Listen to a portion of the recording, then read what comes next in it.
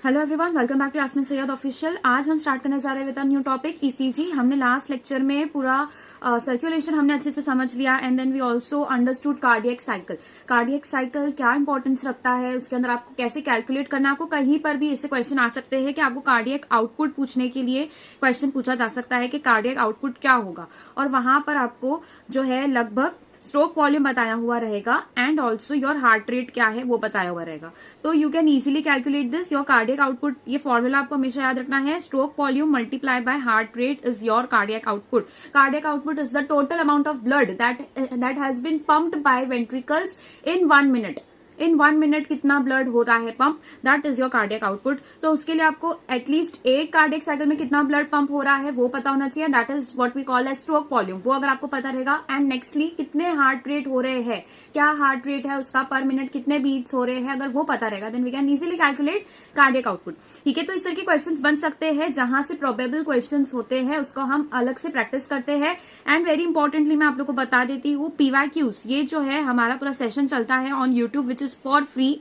ठीक है, पूरा फ्री है। हम 2025 से 2010 तक के जितने क्वेश्चंस आए हैं उन सबको वीडियो सोल्यूशन के फॉर्म में मैं आप लोग को प्रोवाइड करती हूँ on my channel. Everything is free, you just need to subscribe, ताकि आपको जब भी कुछ अपलोड हो तो आपको नोटिफिकेशन आए। ठीक है, सेकेंड थिंग इज कि आपके लिए जो 2026 के लिए सबसे ज्यादा इंपॉर्टेंस रखता है दैट इज डिफिकल्ट क्वेश्चंस। और ऐसे नहीं डिफिकल्ट क्वेश्चंस आपको करने हैं जो बिल्कुल ही मतलब नीड से रिलेटेड ही नहीं है। आप एमबीबीएस की पढ़ाई कर रहे हो, आगे की फर्दर स्टडीज के हिसाब से इतना डिटेल में पढ़ रहे हो विच इज नॉट रिक्वायर्ड। मतलब जो जूलॉजी के सब्जेक्ट्स वाले होते हैं, जो डिग्री कर रहे होते हैं बीएससी इन जूलॉजी, उनका पूरा आपने एनिमल किंगडम का पूरा पार्ट कर लिया है, इतना रिक्वायर्ड नहीं होता है। In your animal kingdom, in your human physiology, in plant physiology इतना रिक्वायर्ड होता ही नहीं है। तो फिर क्या रिक्वायर्ड होता है, तो जितना रिक्वायर्ड होता है, जितना एक्स्ट्रा ट्रैक से क्वेश्चंस आ सकते हैं, क्योंकि आउटसाइड एनसीईआरटी क्वेश्चंस देखे गए हैं 2025 में, तो इस बार भी चांसेस है we need to be prepared for everything. ठीक है, हम चांस नहीं ले सकते क्योंकि हमारा 1 साल लगा है। तो हम क्या कर रहे हैं, यहाँ पर डिफिकल्ट क्वेश्चंस को सॉल्व करके देख रहे हैं, और वो भी वो क्वेश्चंस जिसके आने के चांसेस काफी ज्यादा है। क्यों मैं ऐसा कह रही हूँ, क्योंकि पहली बार तो somewhere it is related to your syllabus. ठीक है, बिल्कुल भी आउटसाइड सिलेबस हम एकदम ही आउट ट्रैक नहीं जा रहे हैं। हम सिलेबस के ही आसपास की कुछ थोड़ी एक्स्ट्रा पॉइंट्स को देख रहे हैं जो कि रिक्वायर्ड है, जो कि आपको करना है। और ऐसे ही मैंने बायोमोलिक्यूल्स का अब तक अपलोड किया है, देन और चैप्टर्स के मैंने पीवाईक्यूज के थोड़े बहुत चैप्टर्स के हो गए, डिफिकल्ट क्वेश्चंस के और हम चैप्टर्स लेकर आएंगे।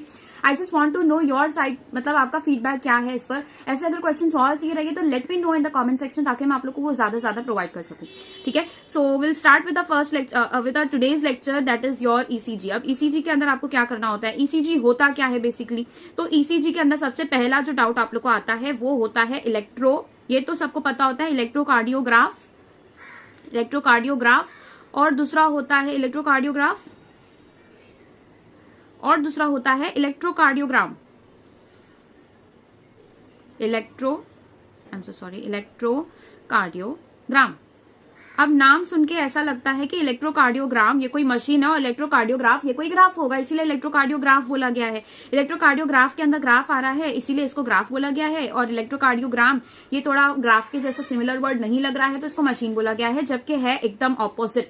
एकदम ऑपोजिट चीज है ये। कैसे है देखो, electrocardiograph is the device or we can say the machine जिससे आप क्या करते हो, machine with which ECG is taken. ECG ली जाती है, किससे ली जाती है, इलेक्ट्रोकार्डियोग्राफ से ली जाती है। इलेक्ट्रोकार्डियोग्राफ क्या है, मशीन है, याद रखना। इलेक्ट्रोकार्डियोग्राम क्या है, electrocardiogram is the we can say the graphical representation. ठीक है, ग्राफिकल रिप्रेजेंटेशन। देखो ईसीजी ये नाम तो आपने बहुत बार सुना होगा। पहले मैं ये दो चीज को कर लेती हूँ, आप लोग का जो डाउट आता है, graphical representation of what, of the electrical activities taking place in heart. ठीक है, हमारा हार्ट जो होता है इलेक्ट्रिकल इम्पल्सेस के बेसिस पे चलता है, और ये इलेक्ट्रिकल इम्पल्स जनरेट करने वाले कौन सी वो चीजें होती है, तो उसको हम कहते हैं नोडल टिश्यू।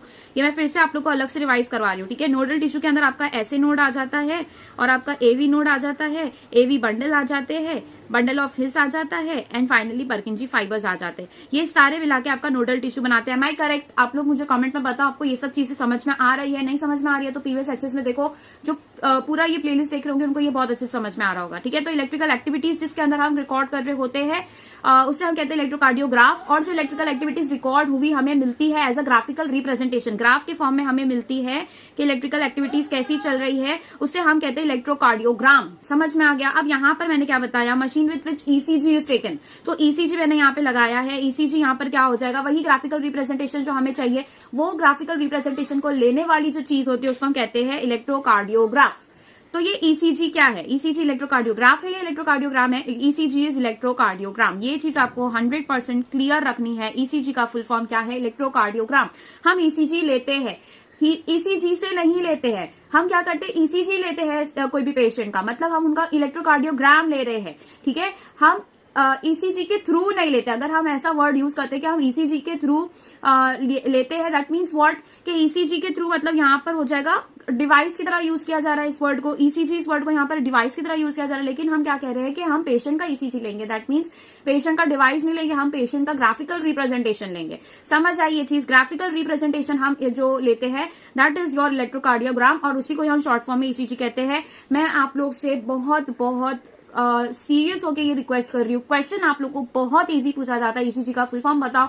आधे से ज्यादा बच्चे इलेक्ट्रोकार्डियोग्राफ टिक करके आते हैं, इलेक्ट्रोकार्डियोग्राफी टिक करके आते हैं, कुछ भी टिक करके आते हैं, इलेक्ट्रोकार्डियोग्राम होता है वो। ये चीज आप लोग को याद रखनी है, दिमाग में इसको बिठा लेना है। अभी लेक्चर स्टार्ट हुआ है जस्ट, और यहाँ पर ये सारी चीजें आपकी क्लियर हो जानी चाहिए, बहुत जरूरी है ये, ठीक है। अब ईसीजी के अंदर आखिर होता क्या है, तो हमारे पास में एक इस तरीके से वेव्स होती है, ठीक है। तो अगर मैं यहाँ पे ग्राफ बनाऊं, ठीक है, ग्राफ अगर हम देखते हैं तो इस तरीके से यहाँ पर क्या देखा जाता है कि कोई भी अगर ईसीजी है तो वहां पर हमें देखने को मिलता है कि एक इस तरीके का पहला वेव मिलता है, इस तरीके का कुछ वेव मिलता है, इस तरीके का कुछ वेव मिलता है, फिर सीधी लाइन जाती है, फिर इस तरीके का कुछ लाइन मिलती है, सीधी लाइन जाती है, फिर इस तरीके की कुछ लाइन मिलती है, ठीक है, फिर सीधी लाइन जाती है और इस तरीके का कुछ ग्राफ देखने को मिलता है। फिर अगेन सेम चीज रिपीट होती है, यहां से ही सेम चीज आगे जा रही है और फिर वापस से वही चीज देखने को मिल रही है। तो ये क्या हो रहा है यहाँ पर, बेसिकली यहाँ पर अगर आप देखो तो यहाँ पर पहली एक वेव आ गई, ये फर्स्ट वेव, ये सेकेंड पॉइंट, ये थर्ड पॉइंट, ये फोर्थ पॉइंट, ठीक है। जहां पर भी पॉइंट आ रहा है हम उनको लेटरिंग करते हैं, उसको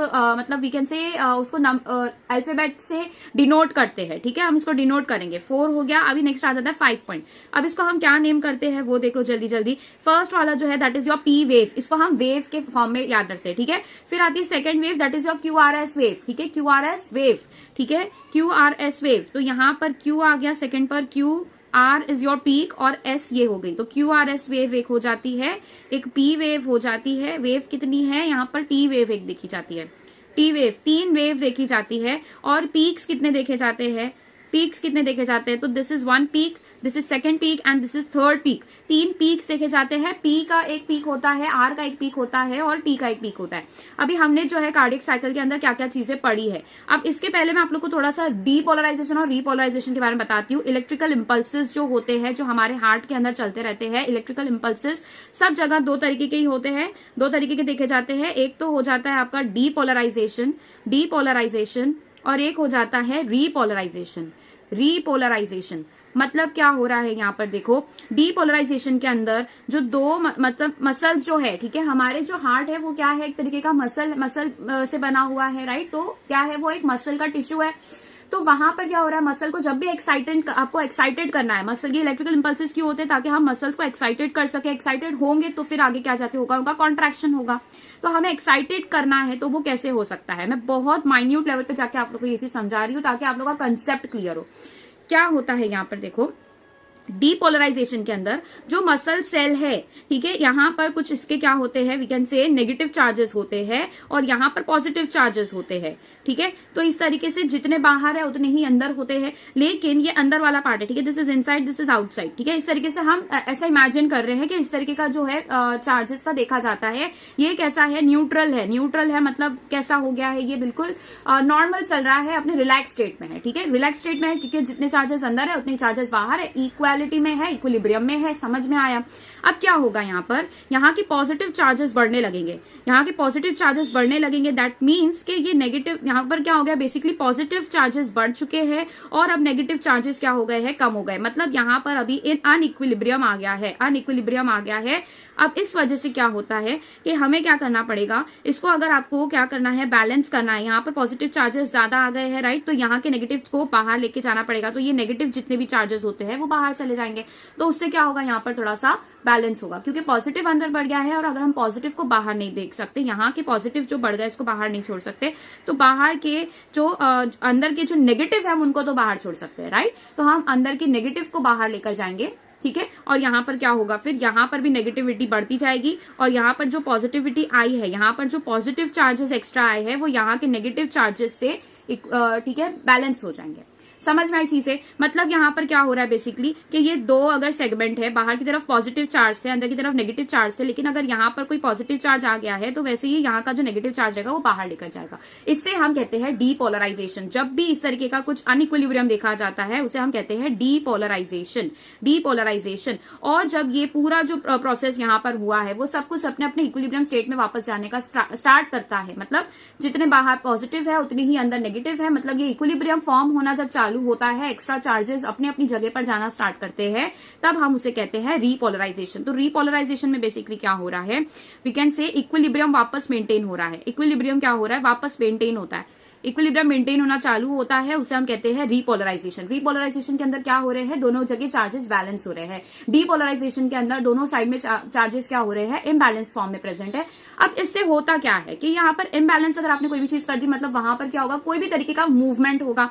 तो ये डीपोलराइजेशन करने की वजह से क्या देखा जाता है कि कॉन्ट्रैक्शन होते हैं, contraction of muscles take place, contraction of muscles take place, ठीक है। तो समझ में आया, इलेक्ट्रिकल इंपल्सेस होने की वजह से यहाँ पर क्या देखा जाता है, कॉन्ट्रैक्शन ऑफ मसल्स। अब ये कॉन्ट्रैक्शन ऑफ मसल्स होते हैं कौन से मसल्स के अंदर कॉन्ट्रैक्शन देखा जाएगा, एक तो एट्रियास के अंदर देखा जाएगा, ये चैम्बर के अंदर, और वेंट्रिकल्स के अंदर। मतलब बेसिकली जब भी डीपोलराइजेशन होगा तो जिस पार्ट में डीपोलराइजेशन हो रहा है, ठीक है, देखो पूरे हार्ट में एक साथ डीपोलराइजेशन नहीं होता, बहुत ही माइन्यूट मिली सेकेंड्स का डिफरेंस होता है, ठीक है। जैसे हमने देखा था 0.1 सेकेंड के लिए एट्रियल सिस्टोल होता है, बाकी पूरा 0.7 सेकेंड तक के एट्रियल डायस्टोल में रहता है, ठीक है। वो वापस रिकलेक्ट कर रहा होता है, रेस्टिंग स्टेट में जा रहा होता है, एट्रियल फिलिंग हो रही होती है, ठीक है। तो 0.8 सेकेंड का हमारा क्या है, कार्डियक साइकिल होता है, और to be very precise 0.83 second का ये होता है, जिसके अंदर से 0.1 सेकेंड में खाली एट्रिया का सिस्टोल होता है, बाकी 0.7 सेकेंड तक के एट्रियम डायस्टोल स्टेट में रहता है। अब जो एट्रियल जो वेंट्रिकुलर सिस्टोल है, ठीक है, उसका भी एक पोर्शन होता होगा। तो यहाँ पे डीपोलराइजेशन में हम ये देख रहे हैं कि पहले क्या होता है, ये जो स्टेप है ना मैं अभी बता रही हूँ, उसको बहुत अच्छे से ध्यान में रखो कि सिस्टोल मतलब कॉन्ट्रैक्शन होना। तो जब एट्रियल सिस्टोल स्टार्ट होता है, एट्रियल सिस्टोल जब भी हम कहते हैं तो यहाँ पर दो चीज आ जाती है। एक तो अगर कोई भी सिस्टोल कह दो, ठीक है, हमने सपोज कर लिया एट्रियल सिस्टोल, लेकिन कोई भी सिस्टोल अगर आप देखो तो पहले उसके अंदर डीपोलराइजेशन होता है। डीपोलराइजेशन की वजह से क्या होगा, यहाँ पर फॉरन कॉन्ट्रैक्शन देखा जाएगा, और contraction once contraction is completed, अब वो एक्साइटेड स्टेट में हो गया, डीपोलराइजेशन की वजह से वो एक्साइटेड स्टेट में चला गया, फाइन, जिसकी वजह से फिर कॉन्ट्रैक्शन हुआ। अब कॉन्ट्रैक्ट हमेशा तो कॉन्ट्रैक्टेड नहीं रहेगा हार्ट, उसको वापस रेस्ट करना है, तो कॉन्ट्रैक्शन से वापस जब वो रिलैक्सेशन में आता है तो उसके लिए पहले रीपोलराइजेशन होना जरूरी है। रीपोलराइजेशन होगा, उसके बाद भी इसका कॉन्ट्रैक्शन होना कंप्लीट होगा और फिर वो रिलैक्सेशन में आएगा। रीपोलराइजेशन होते टाइम जब वो रीपोलराइज हो रहा है, मतलब देखो डीपोलराइजेशन और repolarisation is limited only till the membranes of cell, the muscle cells, ठीक है। रीपोलराइजेशन और डीपोलराइजेशन जो है ये दोनों एक ठीक है लिमिट तक है, मतलब वो लिमिट उनका क्या है, membrane, membrane of what, membrane of muscle cells, membrane of cells, muscle cells जो प्रेजेंट होते हैं उनके मेम्ब्रेन पर ये होने वाले चार्जेस का चेंजेस है, एक्सचेंज है। बट ये कॉन्ट्रैक्शन और रिलैक्सेशन जो है ये पूरे मसल में देखा जाता है, पूरे मस्क्यूलेचर में देखा जाता है। किसमें देखा जाता है, पूरे मस्क्यूलेचर में देखा जाता है। It could be either atrial musculature, it could be either ventricular musculature, ठीक है। तो कॉन्ट्रैक्शन और रिलैक्सेशन ये मसल्स के अंदर होने की वजह से कॉन्ट्रैक्शन और रिलैक्सेशन ये we can say this is a physical movement, whereas depolarization और repolarization is just exchange of charges, ठीक है। depolarization होगा मतलब ये बेसिकली मैसेज है ये सिग्नल है, ये सिग्नल आएगा तो कॉन्ट्रैक्शन होगा। अगर डीपोलराइजेशन नहीं हो रहा है तो कॉन्ट्रैक्शन नहीं हो पाएगा। सिंपल है यहाँ तक के। और रिपोलराइजेशन में क्या हो रहा है, वापस इक्विलिब्रियम मेंटेन हो रहा है, मतलब चार्जेस वापस किस पे जाते हैं, अपने चार्जेस वापस, चार्जेस जो होते हैं चार्जेस वापस बैलेंस होते हैं, चार्जेस बैलेंस्ड होते हैं और इक्विलिब्रियम मेंटेन होता है। इक्विलिब्रियम जब मेंटेन हो रहा होता है, मतलब बेसिकली अगर हम उसको ग्राफ का प्लॉटिंग मैं आपको थोड़ा सा करके बताऊं तो इस तरीके से पहले ऊपर जा रहा है कॉन्ट्रैक्शन होते टाइम, फिर नीचे आ रहा है। इस तरीके से आप समझ सकते हो कि यहाँ पे कॉन्ट्रैक्शन हो रहा है तो वैसे वैसे चार्जेस का एक्साइटेड, ये इसका एक्साइटिंग स्टेट है, एक्साइटिंग स्टेट इसका बढ़ता जा रहा है किसी भी मसल सेल का, क्योंकि चार्जेस के डिस्ट्रीब्यूशन डिफरेंट होते हैं। फिर वापस जब चार्जेस अपने नॉर्मल बैलेंस में आते हैं तो वापस ये ठीक है रेस्टिंग स्टेट पर आ जाता है। ये रेस्टिंग स्टेट है इसका, ये वापस रेस्टिंग स्टेट पर आता है। ये एक्साइटेड स्टेट इसका गिरता हुआ है, ये एक्साइटेड स्टेट बढ़ता हुआ है। ये डीपोलराइजेशन में देखा जाता है, डीपोलराइजेशन में देखा जाता है, ये रिपोलराइजेशन में देखा जाता है। इतना आपको यहां तक का कंसेप्ट क्लियर है, यहां तक समझ में आ रहा है कि मैं डीपोलराइजेशन रिपोलराइजेशन इतनी देर से क्या समझा रही हूँ। आई होप आप लोगों को इतना तो समझ में आया होगा। अब ये क्या होता है, यहाँ पर देखो, हमने जब कार्डियक साइकिल पढ़ा था वहां पर हमने क्या पढ़ा था, सबसे पहले तो वो जॉइंट डायस्टोल में होते हैं। किसमें होता है हार्ट, जॉइंट डायस्टोल में होता है, मतलब नॉर्मल जो ब्लड का जो फ्लो है वो नॉर्मल वे में चल रहा होता है। मतलब हमारा जो सुपीरियर इंफीरियर वेना कावा है वहां से ब्लड आएगा, प्रॉपर अपने एट्रियास के अंदर जाएगा, राइट एट्रियम के अंदर जाएगा, और जो ब्लड पूरे इधर से आया है, पल्मोनरी वीन से आया है, वो अपने लेफ्ट एट्रियम के अंदर फिल होगा। ठीक है, यहाँ पर एक था और यहाँ पर एक था, और इसके जो है नीचे क्या लगे हुए होते हैं, वेंट्रिकल्स इस तरीके से जुड़े होते हैं with the help of these. ठीक है, मैं इसको शॉर्ट में समझाने के लिए बता रही हूँ ऐसा। और ये यहाँ से जुड़ा हुआ है, सेप्टम प्रेजेंट है। ठीक है, और यहाँ पर क्या प्रेजेंट होते हैं, cusp, tricuspid and bicuspid valves present होते हैं जहां से ब्लड इनसाइड फ्लो करता है। तो जब यहाँ पर ठीक है सुपीरियर इंफीरियर वेना कावा से आ रहा होता है ब्लड, डीऑक्सीजनेटेड होता है, इसको ब्लू से बनाना चाहिए। सुपीरियर इंफीरियर वेना कावा से ब्लड यहाँ पर आ रहा है, वो नॉर्मल अपना फिलिंग कर रहा है इनटू द राइट वेंट्रिकल, और यहाँ का जो ठीक है ऑक्सीजनेटेड होकर आया है ब्लड, ये यहाँ पर एंटर करता है और यहाँ पर नॉर्मल फिलिंग हो रही है। अब क्या होगा, यहाँ का जो प्रेजेंट है, what is this that I am drawing right now, you have to name this. ये क्या है बताओ, ये एक चीज है, फिर यहाँ पर एक चीज है, और फिर ये यहाँ पर पहुंचने के बाद में इस तरीके से डिवाइड हो रहा है, एंड ये पूरे मस्कुलेचर में डिवाइड हो रहा है। ठीक है, यहां तक पहुंचने के बाद में ये पूरे मस्कुलेचर में डिवाइड हो रहा है। What is this thing, this is your entire nodal tissue. ये पूरा तुम्हारा क्या है, पूरा नोडल टिश्यू है जो मैंने ग्रीन कलर से ड्रॉ किया है।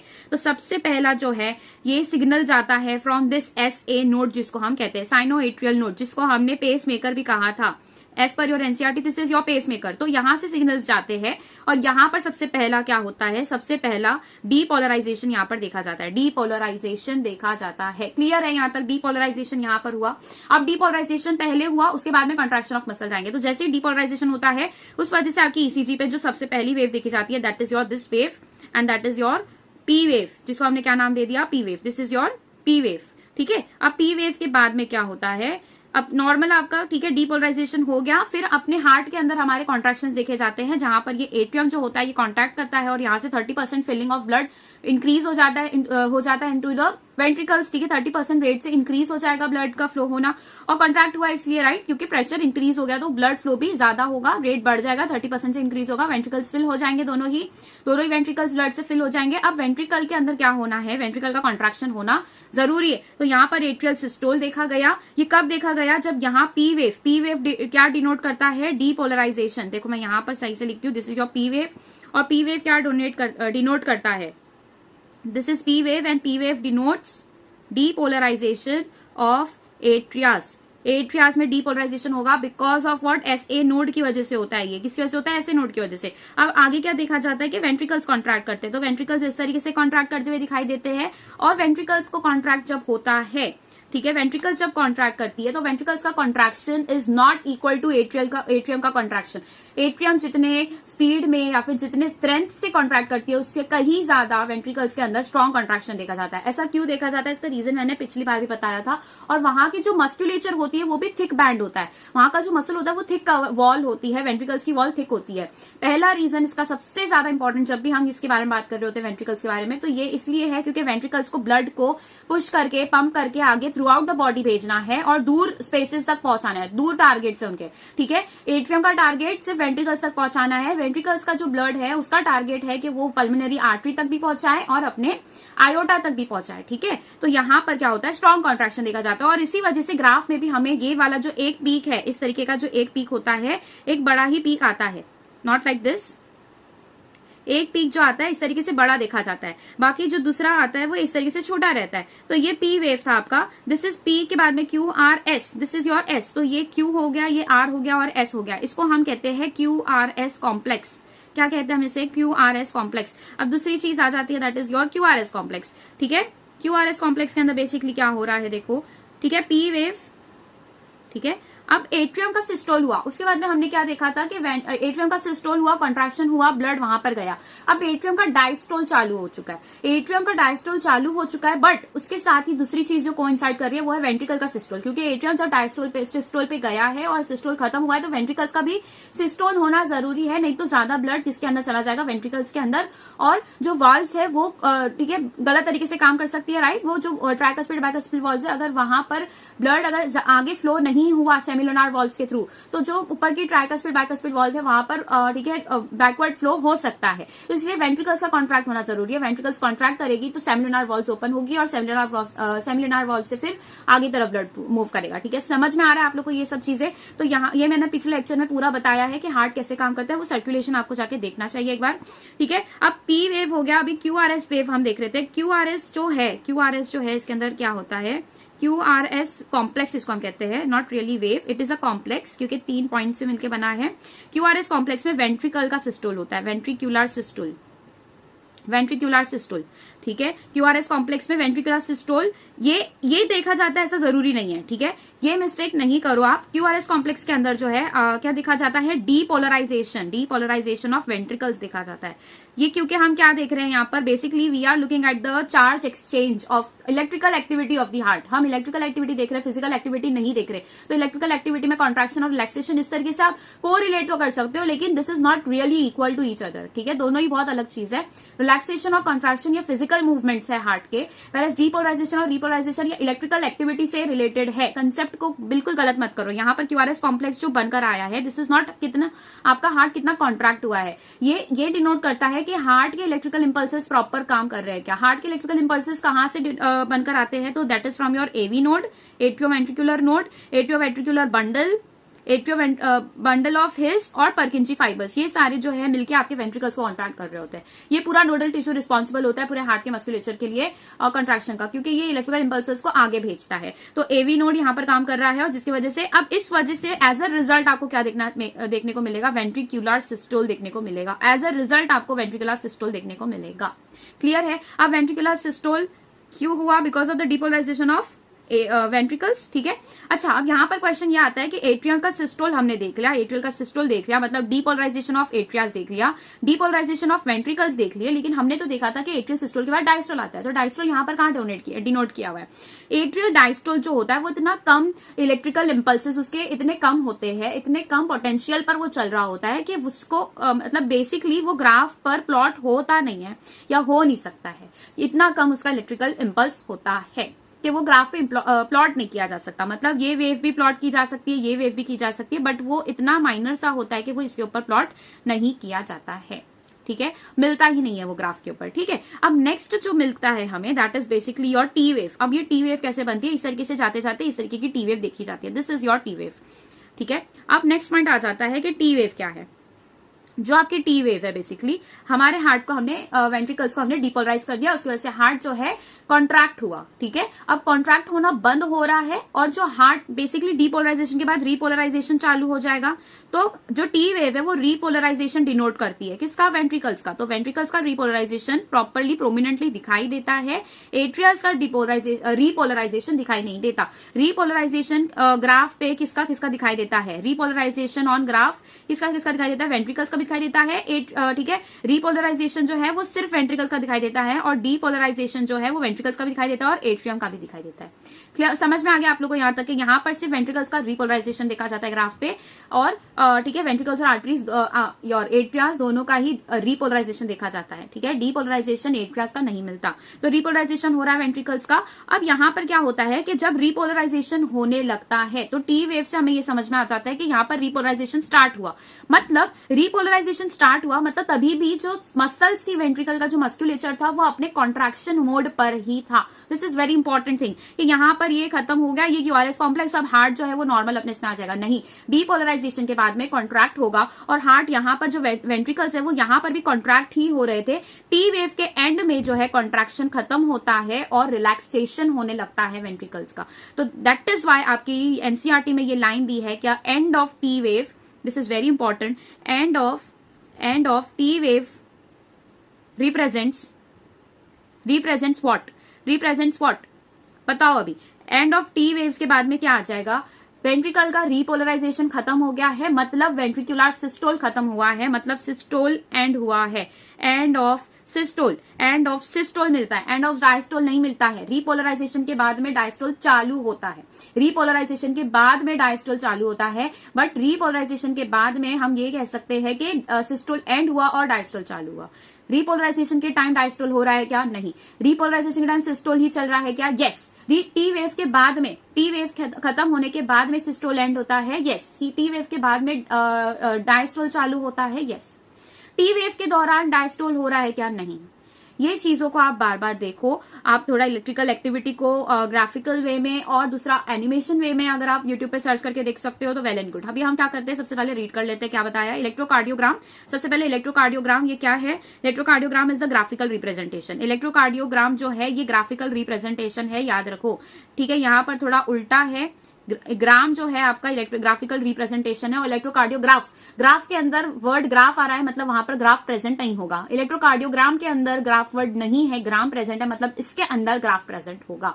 अपोजिट चल रहा है यहाँ पर। तो ECG is your graphical representation. ECG लेते किससे है, तो इलेक्ट्रोकार्डियोग्राफ से लेते हैं। You are probably familiar with this scene from typical hospital television show. हम देखते हैं कि पेशेंट जो होता है, the patient is hook up to monitoring machine that shows voltage traces. वहां पर स्क्रीन पर इस तरीके से बनती हुई होती है लाइन, इस तरीके से चलती रहती है लाइन।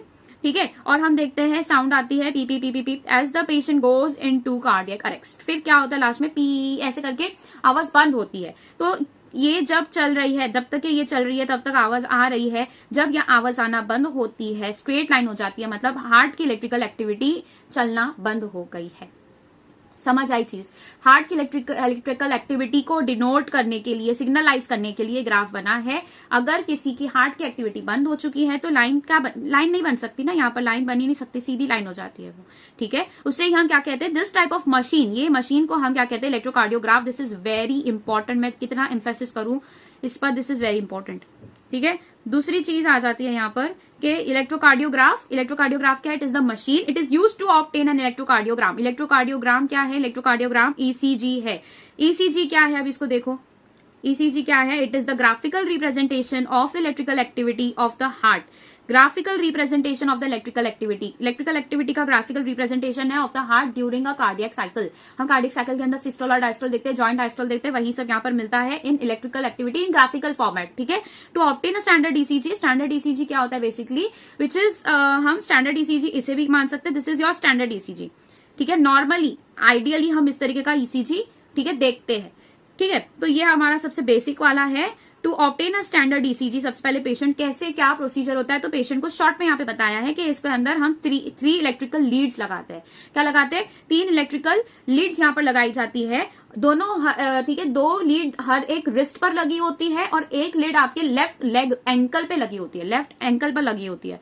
ठीक है, तो दोनों हाथों पे एक एक लीड लगी होगी और यहाँ पर जो है, ठीक है, एक पैर, ठीक है, लेफ्ट साइड में, ठीक है, this is your right side, this is your right side, this is your left side. तो एक एंकल पर जो है आपकी 3rd लीड लगी होती है इस तरीके से, यहाँ पर एक और यहाँ पर एक। ठीक है, तो electrical that continuously monitor the heart activity. अब यहाँ पर लगाने का रीजन क्या होता है, हमारे जो एंकल का रीजन है वहां पर एक हमको ठीक है आर्टरीज और वीन्स का proper we can say conduction सही से वहां पर मिलता है, वहां पर हम सही से कंडक्टिविटी को रिकॉग्नाइज कर पाते हैं थ्रू द लीड्स, ठीक है। और हमारी रिस्ट के पास में भी प्रेजेंट होती है वीन्स, जिससे हम हार्ट की एक्टिविटी पता कर सकते हैं, क्योंकि हार्ट पंप कर रहा है टुवर्ड्स द वीन्स, तो वहां से हम पता कर सकते हैं कि हार्ट कैसा काम कर रहा है।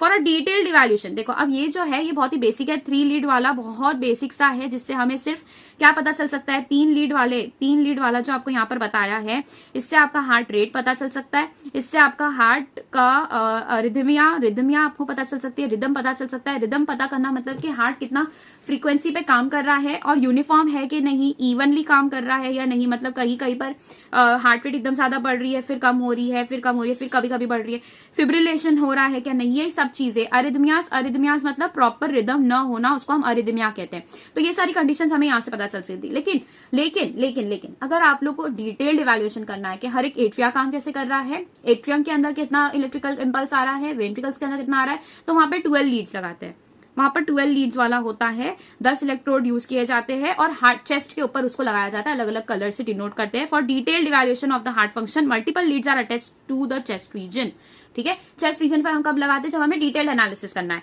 Here we will only talk only about the standard ECG. Standard ECG के अंदर 3 लीड्स ही होते हैं, ठीक है। नेक्स्ट आ जाता है, each peak in the ECG is identified with the letter from P to T that corresponds to specific electrical activity of the heart. मतलब इलेक्ट्रिकल एक्टिविटी हमें स्पेसिफिकली अगर देखना है तो यहाँ पर क्या होता है, बेसिकली हर एक पीक, जो भी पीक है ना, it is identified from letter P से लेकर टी, तो पी, क्यू, आर, एस और टी, ये हमारे जो 5 लेटर्स है, इसमें हम हमारे हार्ट के ठीक है हर एक वी कैन से वर्किंग को, हर एक पार्ट के वर्किंग को हम देख सकते हैं, ठीक है। स्पेसिफिक इलेक्ट्रिकल एक्टिविटी, हर एक स्पेसिफिक इलेक्ट्रिकल, जैसे कि पी वेव जो है हमको ऐसे नोड की इलेक्ट्रिकल एक्टिविटी बताएगा, क्यूआरएस जो है ये हमें एवी नोड की बताएगा, और टी वेव जो है हमें परकिंजी फाइबर्स इन सब की बताएगा, ठीक है। The P wave represents electrical activity of the atria. तो बेसिकली ऐसे नोड किस पे काम कर रहा है, एट्रिया में काम कर रहा है। इट रिप्रेजेंट्स इलेक्ट्रिकल एक्टिविटी और the depolarisation of the atria. तो इलेक्ट्रिकल एक्साइटेशन, ठीक है, डीपोलराइजेशन क्या है, इलेक्ट्रिकल एक्साइटेशन है, डीपोलराइजेशन क्या है, इलेक्ट्रिकल एक्साइटेशन। समझ में आ गया, of the atria which lead to contraction of both the atria. तो यहाँ पर समझने वाली चीज ये है कि पहले डीपोलराइजेशन हो रहा है, उसके बाद में कॉन्ट्रैक्शन हो रहा है। बिल्कुल कंफ्यूज मत करो इन दोनों चीजों को, डीपोलराइजेशन पहले हो रहा है, उसके बाद में कॉन्ट्रैक्शन हो रहा है, ठीक है। फिर क्यूआरएस कॉम्प्लेक्स क्या रिप्रेजेंट करता है, डीपोलराइजेशन ऑफ वेंट्रिकल्स। तो डीपोलराइजेशन ऑफ एट्रिया कहाँ गया, तो डीपोलराइजेशन ऑफ एट्रिया मतलब जो एट्रिया का जो रेस्टिंग वाला जो रिपोलराइजेशन है, रिलैक्सेशन है, वो इतना माइन्यूटली उसका इलेक्ट्रिकल इंपल्स चलता है कि वो ग्राफ पे प्लॉट नहीं हो पाता है, ठीक है। तो हम डायरेक्टली डीपोलराइजेशन ऑफ वेंट्रिकल्स पर बात करते हैं, क्योंकि वो परफेक्टली हमें क्यूआरएस वेव के फॉर्मेट में दिखाई देता है। मतलब क्यूआरएस डीपोलराइजेशन, क्यूआरएस कॉम्प्लेक्स मतलब क्या है, दैट इज अ डीपोलराइजेशन, और ये इनिशिएट करवाता है। ये सारे जो भी पोलराइजेशन हम देख रहे हैं डी और री, इसकी वजह से कुछ ना कुछ चीज इनिशिएट हो रही है या तो फिर एंड हो रही है। तो डीपोलराइजेशन से इनिशिएट क्या हो रहा है, वेंट्रिकुलर कॉन्ट्रैक्शन, क्योंकि वेंट्रिकल्स के इलेक्ट्रिकल इंपल्सेस है तो वेंट्रिकुलर कॉन्ट्रैक्शन करवाएंगे। This contraction starts shortly after Q and marks the beginning of the systole.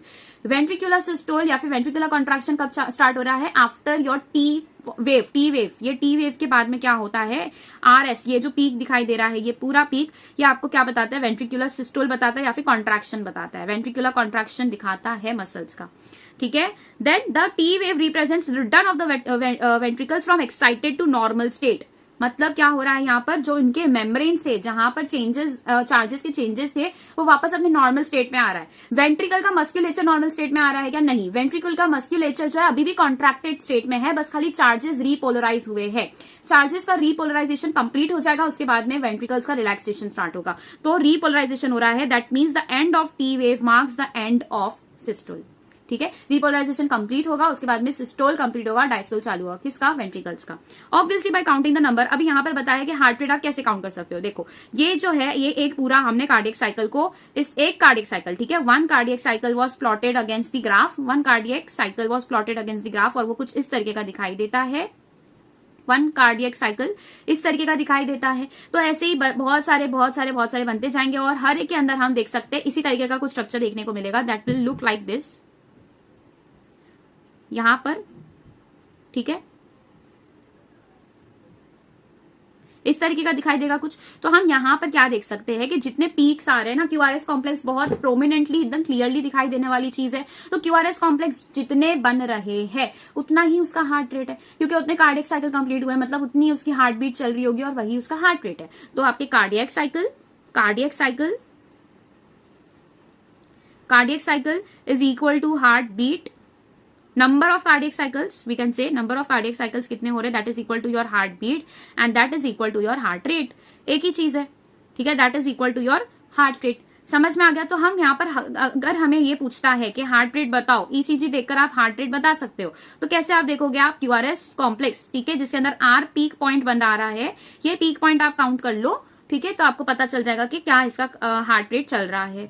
ठीक है, कितने पीक दिखा रहे हैं with in this many seconds, उसको आपको मल्टीप्लाई कर देना है विद टोटल 1 मिनट के अंदर कितने हो सकते हैं, और इससे आप पता कर सकते हो कि 15 सेकंड्स के अंदर इतना हार्ट रेट अगर इसका हो रहा है, 15 सेकंड्स तक की अगर ईसीजी ली हुई थी तो इतना बता रहा है, तो 1 मिनट में कितना होगा। ठीक है, तो आप क्यूआरएस कॉम्प्लेक्स से क्या कर सकते हो, counting the number of QRS complexes that occur in individual in a given period of time, one can determine the heart beat और the heart rate of an individual. ठीक है, क्लियर है यहाँ तक। Since the ECGs obtain from different individuals have रफली the same shape for given lead configuration, मतलब किस तरीके का आप लीड लगा रहे हो, उस वजह से जो क्या लीड कॉन्फिगरेशन किस तरीके से लगी, उस वजह से ईसीजी कैसा डेवलप होकर आएगा वो नियरली सेम होता है इन हेल्दी इंडिविजुअल्स। ठीक है, कई बार जो गलत होता है वो हमने एबनॉर्मल, ठीक है, एबनॉर्मलिटीज भी देखनी है। Any deviation from this shape, मगर नॉर्मली जो हेल्दी पर्सन होते हैं उनके अंदर ईसीजी का शेप सेम ही दिखाई देता है। तो ये अगर शेप से हट के अगर कुछ चीज दिखाई देती है, देन वी कैन डायग्नोस कि क्या एबनॉर्मलिटी वहां पर प्रेजेंट है, क्या एबनॉर्मलिटीज प्रेजेंट है।